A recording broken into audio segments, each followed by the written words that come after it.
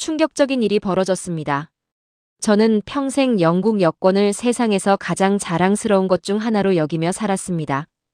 대영제국의 후손으로서 7대째 이어온 가문의 자부심을 가슴에 품고 살아왔습니다.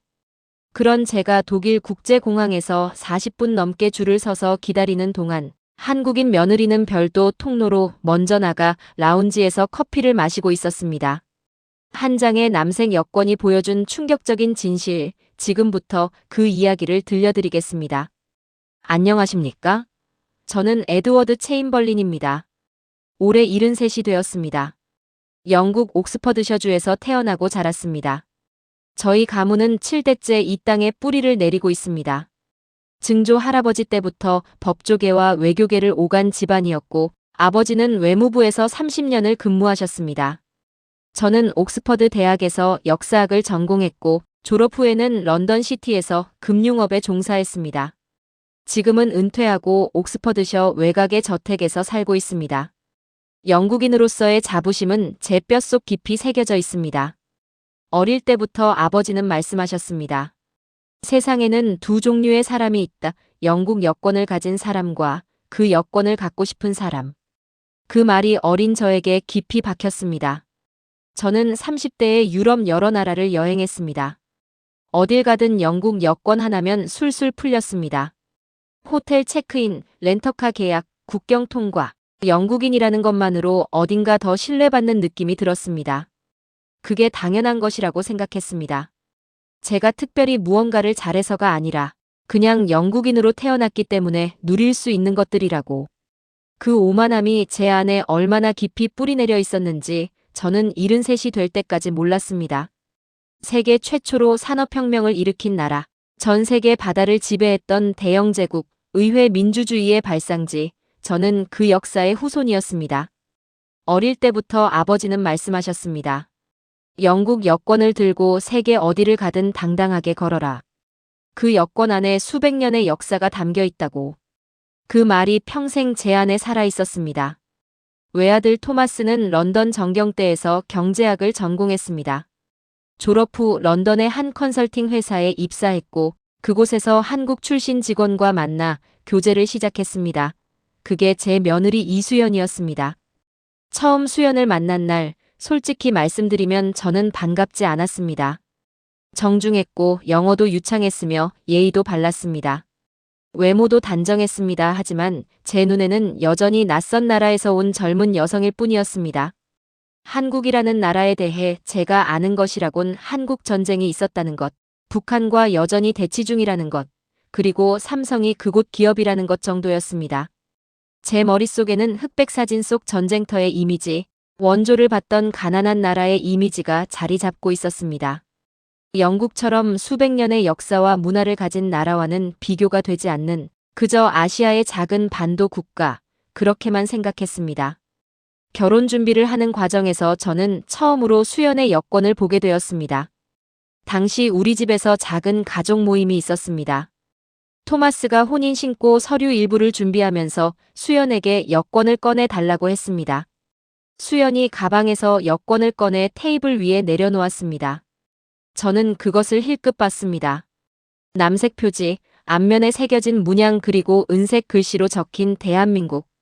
그 순간 저는 속으로 피식 웃었습니다. 제 영국 여권과 비교하면 얼마나 초라할까 싶었습니다. 영국 여권은 전 세계 어디를 가든 환영받는 여권입니다. 수백 년간 쌓아온 외교적 신뢰의 결정체이지요. 반면 한국 여권은 제 인식 속에서 그저 아시아 국가 여권 중 하나일 뿐이었습니다. 며느리가 서류 작업을 하면서 여권을 꺼낼 때마다 저는 속으로 생각했습니다. 저 여권으로 유럽을 여행하면 얼마나 불편할까? 비자를 따로 받아야 하는 나라도 많겠지. 입국 심사에서도 시간이 오래 걸리겠지. 그런 편견이 제 안에 가득 차 있었습니다.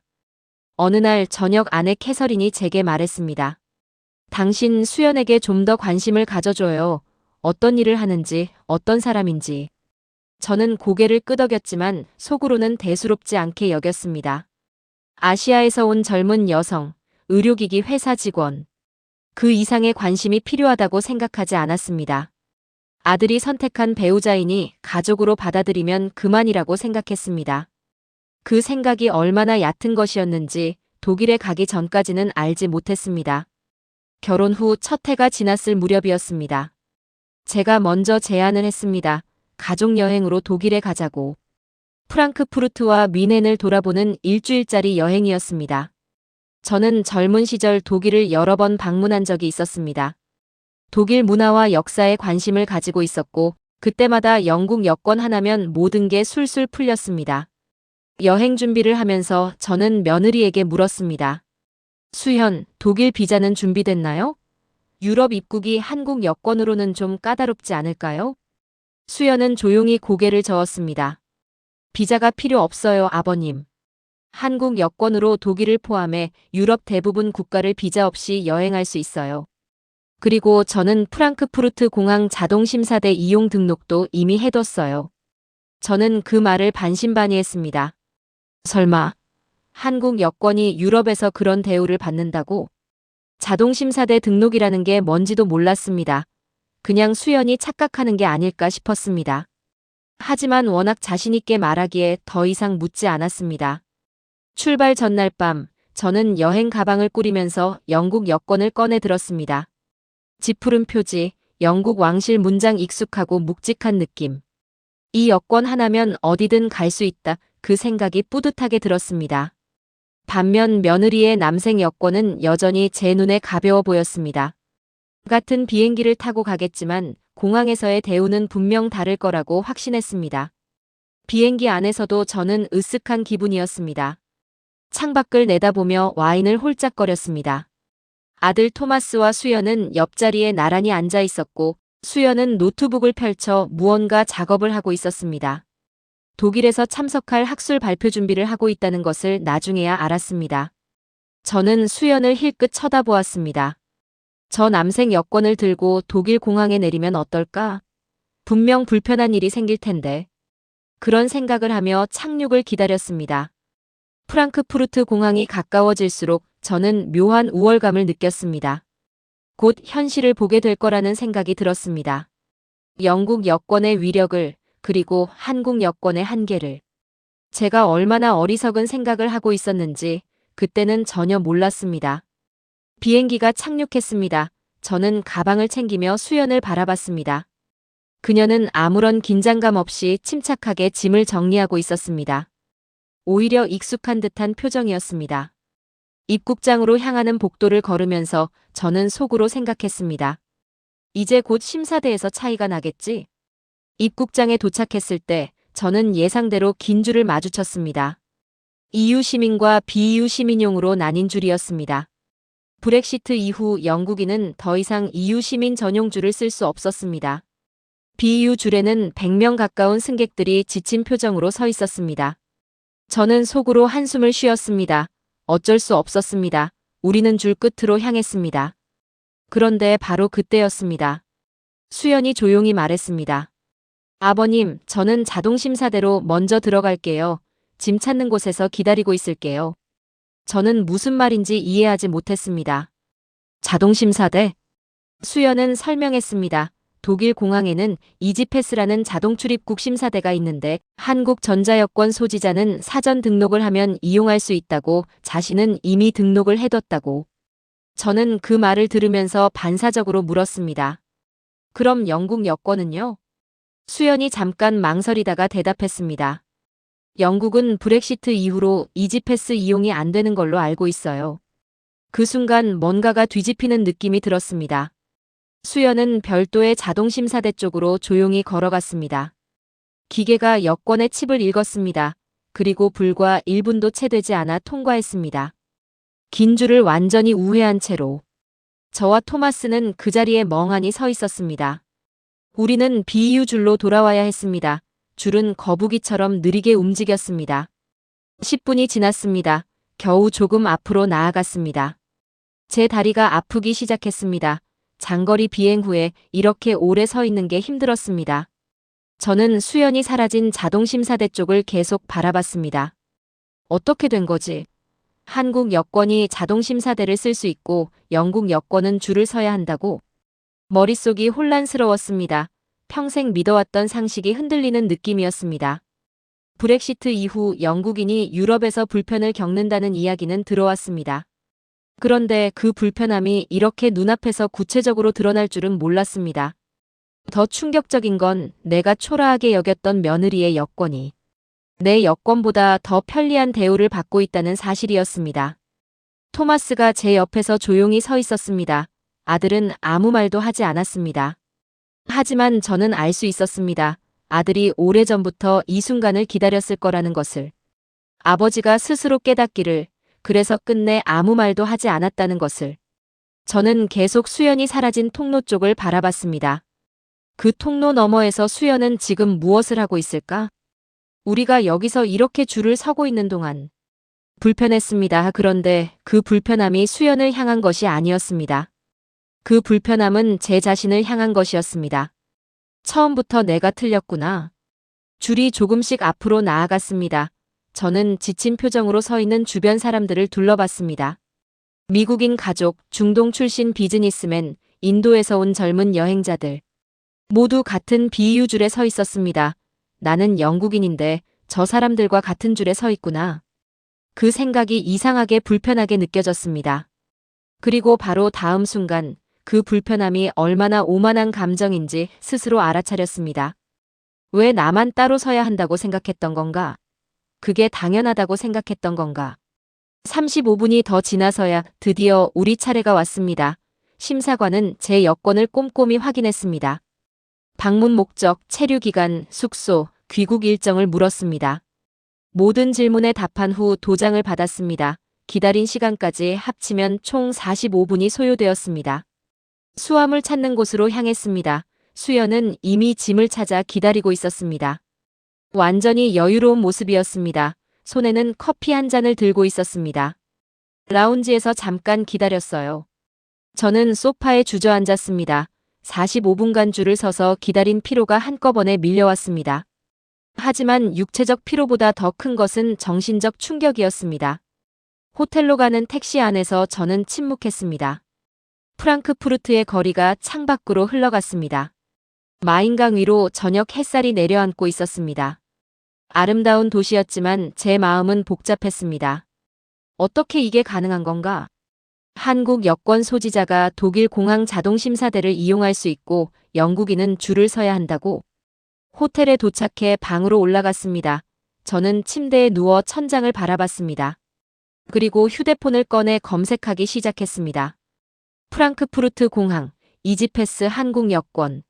화면에 내용이 나왔습니다. 독일 연방경찰이 운영하는 이지패스는 EUEEA 국가 여권 소지자는 등록 없이 이용이 가능하고 한국을 포함한 일부 국가 여권 소지자는 사전 등록 후 이용할 수 있었습니다. 한국은 독일과 자동출입 국심사 상호 이용 협정을 맺은 나라였습니다. 그리고 영국은 브렉시트 이후 그 목록에서 빠진 상태였습니다. 저는 계속 검색했습니다. 2026년 헨리 여권 지수, 한국 여권 세계 2위 188개국 무비자. 그리고 영국은 7위 182개국. 저는 화면을 다시 봤습니다. 잘못 본 건가 싶었습니다. 한국 2위, 영국 7위. 저는 휴대폰을 내려놓고 천장을 다시 바라봤습니다. 한때 세계 공동 1위였던 영국 여권이 지금 7위입니다. 반면 제가 초라하게 여겼던 한국 여권은 세계 2위입니다. 내 며느리의 여권이 내 여권보다 5계단 위에 있습니다. 더 검색했습니다. 2014년에 영국은 세계 여권 순위 공동 1위였습니다. 그로부터 12년이 지난 지금 7위입니다. 그 12년 동안 영국은 꾸준히 내려왔고 한국은 꾸준히 올라와 2위를 지키고 있습니다. 여권 순위는 단순한 숫자가 아닙니다. 그 나라가 세계에서 얼마나 신뢰받고 있는지를 보여주는 숫자입니다. 무비자 협정은 상대국이 그 나라를 신뢰할 때 맺어집니다. 그 나라 국민이 입국 후 제대로 행동하고 법을 지키고 정해진 기간 안에 돌아올 거라는 믿음이 있을 때 맺어집니다. 그리고 이지패스. 독일이 한국 여권 소지자에게 자동심사대를 개방한 것도 같은 맥락이었습니다. 한국인이 그만큼 신뢰받는 여행자라는 뜻이었습니다. 저는 창밖을 바라봤습니다. 프랑크푸르트의 야경이 펼쳐졌습니다. 7대째 영국인의 자부심을 가슴에 품고 살아왔는데 그 자부심이 얼마나 공허한 것이었는지 오늘에서야 느꼈습니다. 더 찾아봤습니다. 2014년에 영국은 세계 여권 순위 공동 1위였습니다. 그로부터 12년이 지난 지금 7위입니다. 내려가는 이유도 찾아봤습니다. 영국의 강경한 이민 정책에 반발한 일부 나라들이 영국인에 대한 무비자 입국을 중단했습니다.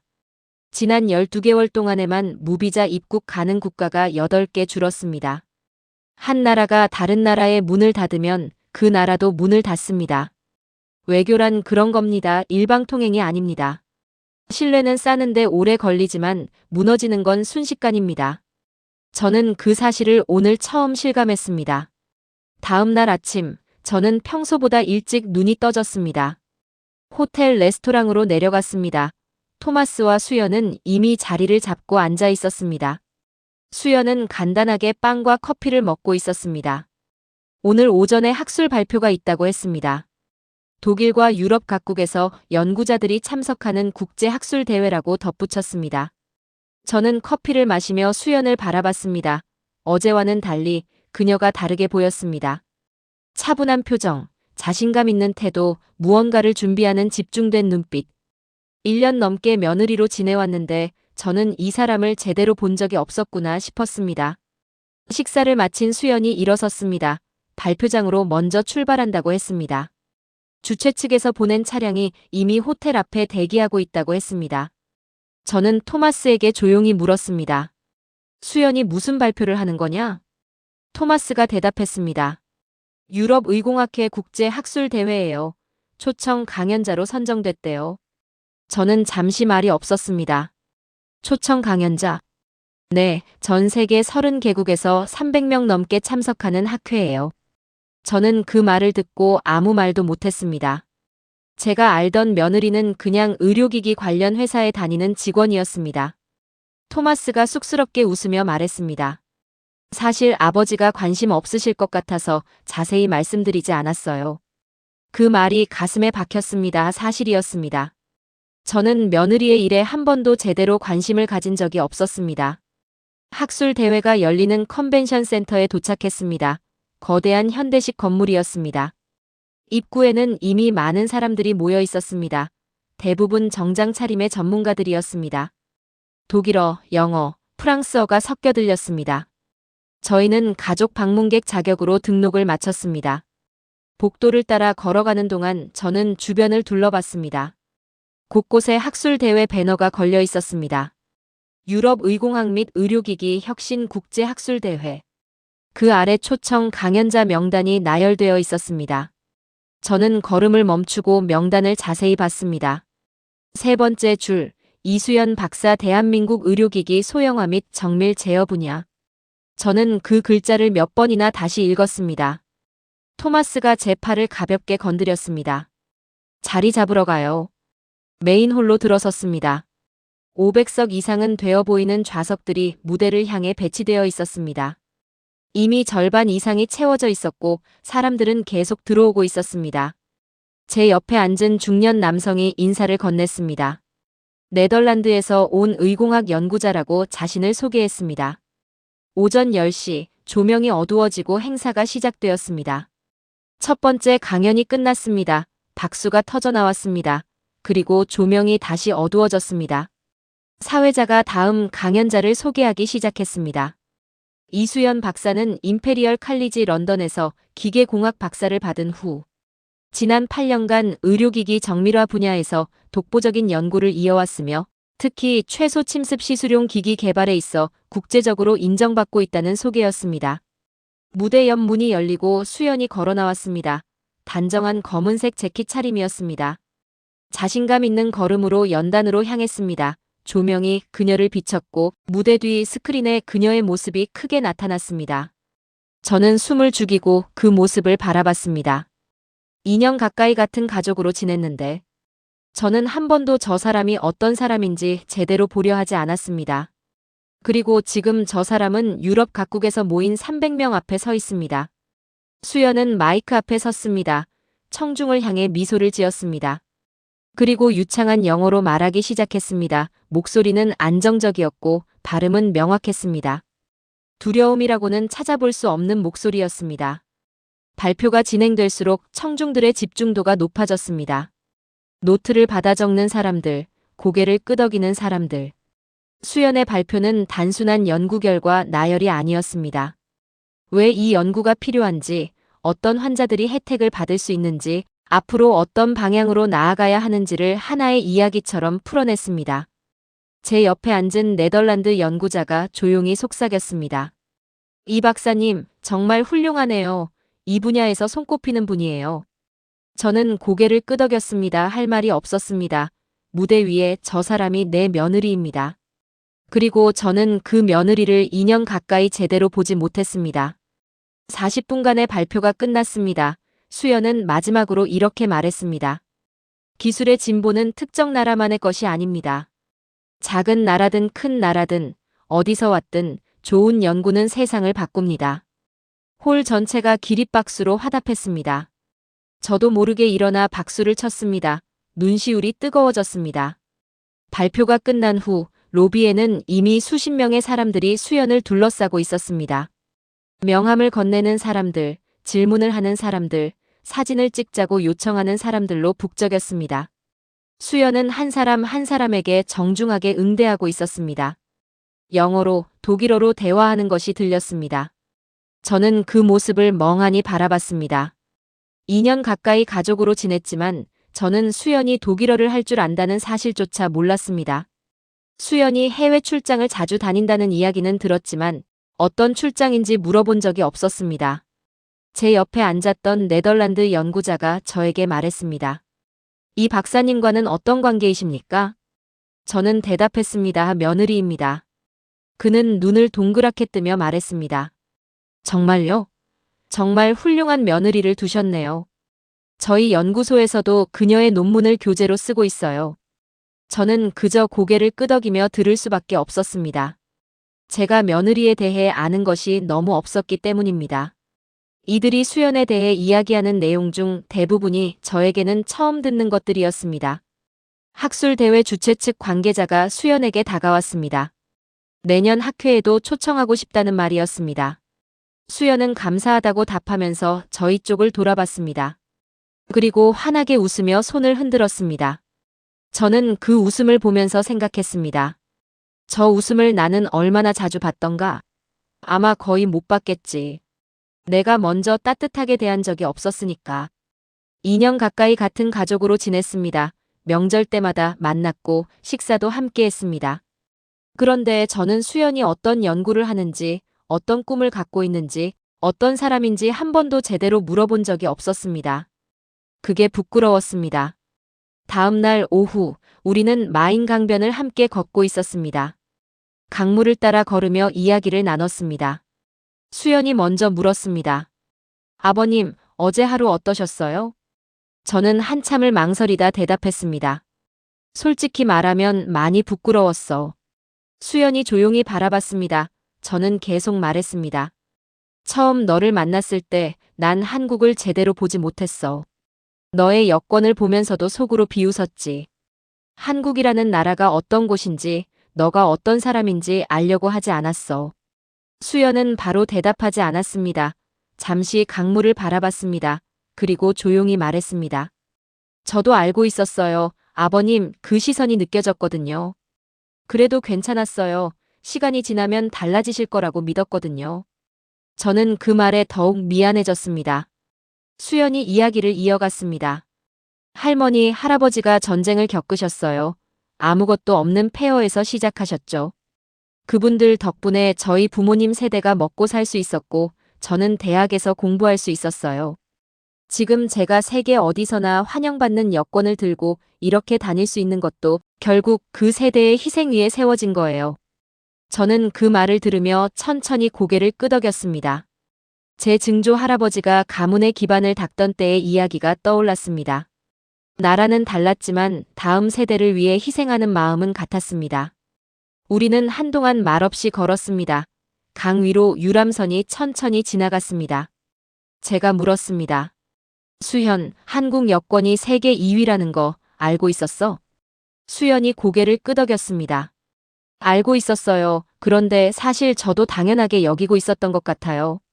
여행 갈 때마다 비자 걱정을 안 해도 되니까 그게 그냥 원래 그런 거라고 생각했어요. 저는 그 말을 듣고 혼자 생각했습니다. 당연하게 여기는 것. 그게 사실은 얼마나 대단한 것인지 모르는 것. 저도 영국 여권을 오랫동안 그렇게 당연하게 여겨왔습니다. 그런데 지금 수연은 저보다 더 나은 여권을 들고 있으면서도 그것을 자랑하지 않았습니다. 그게 저를 더 부끄럽게 했습니다. 한국에 한번 가보고 싶어. 제가 먼저 말했습니다. 수연이 놀란 표정으로 저를 바라봤습니다. 정말요? 내가 자란 나라를 직접 보고 싶어. 당신의 할머니, 할아버지가 살았던 곳을. 수연의 눈이 촉촉해졌습니다. 정말 기뻐요. 아버님 꼭 모시고 싶었어요. 우리는 강변 벤치에 잠시 앉았습니다. 강물이 조용히 흘러갔습니다. 저는 수연에게 물었습니다. 이번 독일 여행에서 가장 기억에 남는 게 뭐야? 수연은 잠시 생각하더니 대답했습니다. 아버님과 이렇게 이야기를 나누는 이 순간이에요. 발표나 사람들의 칭찬보다 가족과 마음을 나누는 게 더 소중하거든요. 그 말에 저는 가슴이 뭉클해졌습니다. 2년 가까이 저는 수연에게 한 번도 제대로 된 관심을 보이지 않았습니다. 그런 저에게 수연은 이렇게 따뜻한 말을 해주고 있었습니다. 저는 수연에게 약속했습니다. 앞으로는 달라지겠다고, 한국에 대해서도 배우고 이해하려 하겠다고. 귀국 비행기를 타기 위해 다시 프랑크푸르트 공항으로 향했습니다. 출국 수속을 밟으면서 저는 며칠 전 입국할 때의 장면이 다시 떠올랐습니다. 긴 줄 45분의 기다림, 그리고 자동 심사대를 통해 먼저 나가는 수연의 모습. 체크인 카운터에서 수연이 여권을 꺼냈습니다. 그 남색 표지. 대한민국. 며칠 전 저는 이 여권을 비웃었습니다. 작은 나라의 초라한 여권이라고 생각했습니다. 그런데 지금은 그 여권이 달리 보였습니다.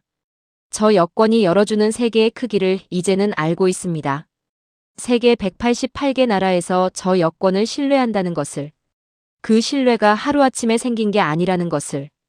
독일이 한국 여권 소지자에게 자동 심사대를 개방한 것도 그냥 된 일이 아닙니다. 한국과 독일 사이에 수십 년에 걸쳐 쌓인 신뢰의 결과입니다. 수연이 어제 무대 위에서 말했던 문장이 다시 떠올랐습니다. 기술의 진보는 특정 나라만의 것이 아닙니다.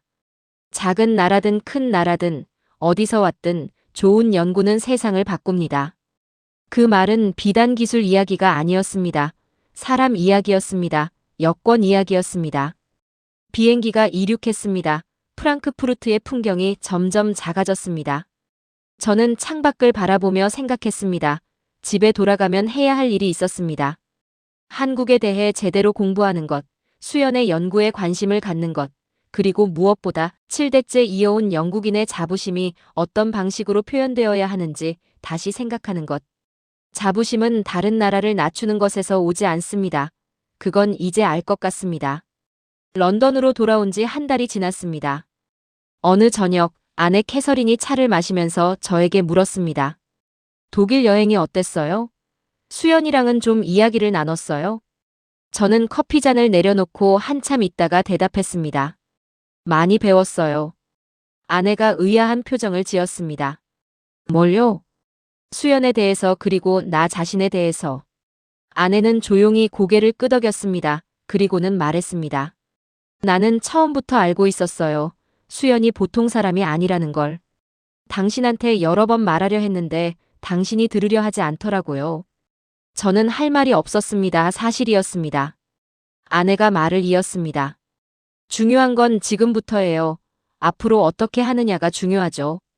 그날 밤 저는 서재에 앉아 노트를 꺼냈습니다. 독일에서 수연이 한 말들을 적기 시작했습니다. 시간이 지나면 달라지실 거라고 믿었어요.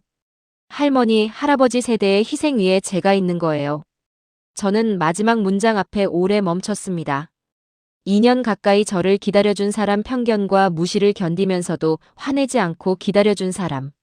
저는 요즘 저녁마다 한국 역사책을 읽습니다. 읽으면 읽을수록 놀라움이 커졌습니다. 한국 전쟁이 끝나고 1인당 국민소득이 67달러에 불과했던 나라가 지금은 세계 10위권 경제 대국이 되었습니다. 불과 70년 만에 이룬 일입니다. 영국이 산업혁명을 이루는데 100년 이상이 걸렸는데 한국은 그보다 훨씬 짧은 시간 안에 농업국가에서 반도체, 자동차, 조선을 이끄는 나라가 됐습니다. 그리고 지금 한국 여권은 세계 2위입니다. 이게 우연이 아니라는 걸 이제는 압니다. 이달 초에는 골프 클럽에서 오랜 친구들을 만났습니다. 독일 여행 이야기가 나왔습니다. 저는 솔직하게 말했습니다. 공항에서 내 며느리 여권이 내 여권보다 편리한 대우를 받더군. 한국 여권이 세계 2위고 독일 자동심사대까지 쓸 수 있더라고. 나는 45분 줄을 서고 있었는데. 친구들이 웃었습니다. 한 명이 말했습니다. 에드워드, 자네가 그런 말을 하다니. 저는 와인 잔을 들며 대답했습니다. 프랑크푸르트 공항줄에서 45분 서 있다 보면 누구나 열리게 되어 있어. 모두가 웃었습니다. 저도 웃었습니다. 집으로 돌아와 서재에 앉았습니다. 며칠 후 수연에게서 이메일이 왔습니다. 이번 학술 대회에서 발표한 논문이 유럽 의공학회 학술지에 게재 승인을 받았다는 소식이었습니다. 그리고 내년에 한국 학회에서 주는 과학기술 분야 상도 수상하게 됐다는 소식도 담겨 있었습니다. 저는 그 이메일을 읽으면서 생각했습니다. 이 사람이 2년 동안 우리 집을 드나들었는데 나는 이 사람에 대해 아무것도 몰랐구나. 저는 답장을 썼습니다. 평소보다 훨씬 긴 답장이었습니다. 축하한다고, 자랑스럽다고, 내년 봄 서울에서 꼭 직접 만나겠다고. 책상 위에 수연의 사진이 하나 놓여 있었습니다. 토마스가 학술대회 발표 후에 찍어보낸 사진이었습니다. 무대 위에서 당당하게 서 있는 수연의 모습. 저는 수연에게 전화를 걸었습니다. 며느리에게 먼저 전화를 거는 일이 거의 없었는데 이날은 자연스럽게 손이 갔습니다. 수연이 반가운 목소리로 전화를 받았습니다. 저는 말했습니다. 내년 봄에 한국 가는 거 아직 유효하지? 수연이 웃으며 대답했습니다. 물론이죠. 아버님 기다리고 있을게요.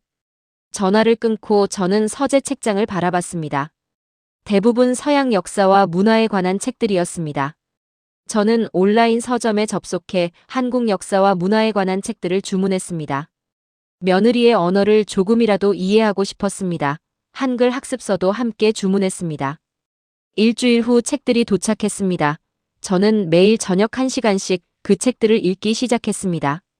한국의 역사, 일제강점기의 아픔, 한국 전쟁의 비극, 그리고 놀라운 경제 발전 과정. 읽으면 읽을수록 존경심이 생겼습니다. 특히 한강의 기적이라 불리는 경제 발전 과정이 인상적이었습니다. 1인당 국민소득 67달러도 안 되던 나라가 3만 달러가 넘는 선진국이 됐습니다. 불과 70년 만에 이룬 성과였습니다. 수연의 조부모님이 겪었을 고생이 이해되기 시작했습니다. 그리고 그 세대의 희생이 지금의 여권을 만들었다는 것도. 여러분, 오늘 이 이야기를 들으시면서 어떤 생각이 드셨습니까? 저는 73세 나이에 인생에서 가장 단순한 진실 하나를 배웠습니다. 한 나라의 여권이 얼마나 강한지는 그 나라가 세계로부터 얼마나 신뢰를 받고 있는지로 결정됩니다. 그 신뢰는 돈으로 살 수 없습니다. 군사력으로 얻을 수 없습니다. 오래된 역사와 전통이 자동으로 만들어주지도 않습니다. 세계 각지에서 한국인들이 보여온 것들이 만들어 온 겁니다. 제대로 일하고 제대로 행동하고 약속을 지키고 돌아올 날짜에 돌아온 수백만 명의 사람들. 수연처럼 세계 무대에서 자신의 분야를 빛낸 사람들. 그 한 명 한 명이 세계 2위라는 숫자를 만들었습니다. 그리고 독일이 한국 여권 소지자에게 자동심사대를 열어준 이유도 거기에 있습니다. 지금 여러분의 서랍 어딘가에 여권이 있을 겁니다. 한번 꺼내 보십시오. 그 남색 표지 안에 담긴 이름과 사진 그리고 대한민국이라는 글자. 그게 그냥 신분증이 아닙니다. 세계 188개 나라가 당신을 믿는다는 증명서입니다. 전쟁의 폐허에서 시작해 70년 만에 쌓아올린 신뢰가 그 안에 담겨 있습니다. 그리고 그 신뢰를 다음 세대에게 어떻게 넘겨줄지는 지금 이 영상을 보고 계신 여러분에게 달려 있습니다. 저는 이제 압니다. 자부심은 다른 사람을 낮추는 데서 오는 게 아닙니다. 내가 어떻게 살아왔는지, 세상에 어떤 기여를 했는지에서 옵니다. 수연이 그걸 가르쳐 줬습니다. 말이 아니라 행동으로. 오늘도 세계 어딘가에서 한국 여권을 들고 그 신뢰를 이어가고 있는 분들께 진심으로 감사드립니다. 저는 내년 봄 처음으로 한국을 방문합니다. 수연이 자란 나라, 그녀의 할머니와 할아버지가 전쟁 폐허를 딛고 일어선 나라, 70년 만에 세계가 인정하는 나라를 직접 보러 갑니다. 서울에서 수연이 일하는 연구소를 방문할 겁니다. 그녀의 부모님도 만날 겁니다. 한국 음식도 제대로 먹어볼 겁니다. 당신 나라의 여권 덕분에 저는 많은 것을 배웠습니다. 이 영상을 보신 분들 중에 혹시 해외에 계신 분들이 있으시다면 지금 이 순간에도 여러분은 그 신뢰를 쌓고 있는 중입니다. 현지에서 법을 지키고 사람들에게 예의를 갖추고 약속한 날짜에 돌아가는 것. 그 하나하나가 한국 여권의 다음 순위를 만드는 겁니다. 거창한 이야기가 아닙니다. 그냥 좋은 사람으로 살면 됩니다. 그게 여권을 지키는 방법이고 다음 세대에게 더 나은 책자를 물려주는 방법입니다. 오늘도 영상을 시청해 주셔서 감사합니다. 저는 다음 영상으로 찾아뵙겠습니다.